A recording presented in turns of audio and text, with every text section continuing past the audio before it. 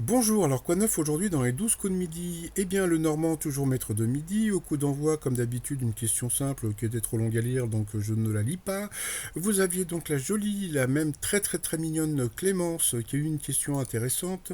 D'après les sites de rencontres, qu'est-ce qui permet d'avoir deux fois plus de chances de matcher? Donc c'était d'écrire sans faute. Vous aviez donc Olivier qui a eu cette question. Bon, on s'en fout, celle-là, bon, passons. Après, donc là, vous avez eu la mytho du jour. Donc voilà, Stéphanie, donc plutôt jolie, mais mytho. Puisque, bon, Stéphanie nous a avoué que depuis, bon, qu'elle ne connaissait pas le jeu, donc qu'elle venait comme ça, les mains dans les poches. Sauf que, bon, je suis désolé, le 12 coups de midi, le jeu existe depuis plus de 10 ans. Donc, elle accompagnait donc sa mémé qui voulait participer au jeu. Je suis désolé. Je suis sûr qu'elle est allée plusieurs fois manger chez sa mémé qui regardait les 12 coups de midi. Donc, mytho, mytho, mytho. Bon, passons.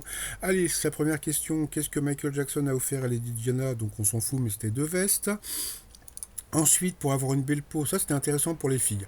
Pour avoir une belle peau, quel est le meilleur moment de la journée pour se démaquiller? C'était en rentrant à la maison. Après, Brigitte Macron est devenue la première épouse à jouer dans une série, c'était assez simple, mais il est quand même passé au rouge. Il a pris Mademoiselle Mito en duel, qui est tombée sur une question simple. Quelle ville est traversée par le Rhône? Donc bien sûr c'était Lyon. Elle a été reprise en duel.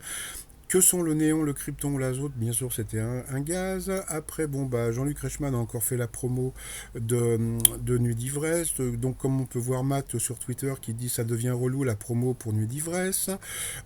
Ensuite, donc en coup fatal, donc bon, ça a été assez équilibré, voilà. Et puis alors, il y a eu cette question. Du nom de quel dieu grec l'adjectif martial découle-t-il?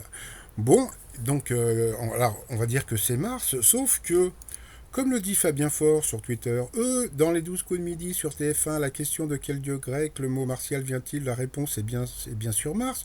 Sauf que Mars est un dieu romain et non grec. Ouh là là, la boulette. Donc je vais quand même aller vérifier. Eh bien oui, Mars est bien un dieu romain. Donc boulette, boulette, boulette.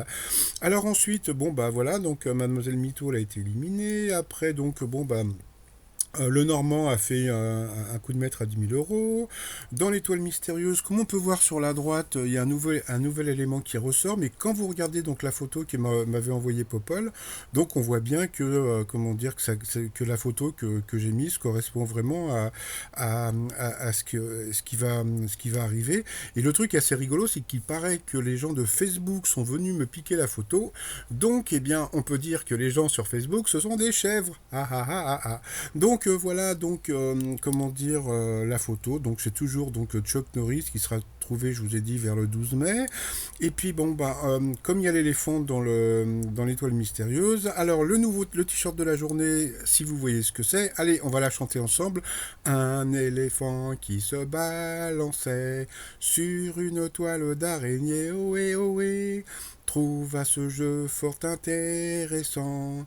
Et gna gna gna, un autre éléphant. Ah voilà, donc le t-shirt sur le site romignon.com. Et puis je vous souhaite une très bonne journée et je vous dis à plus tard. Bye bye.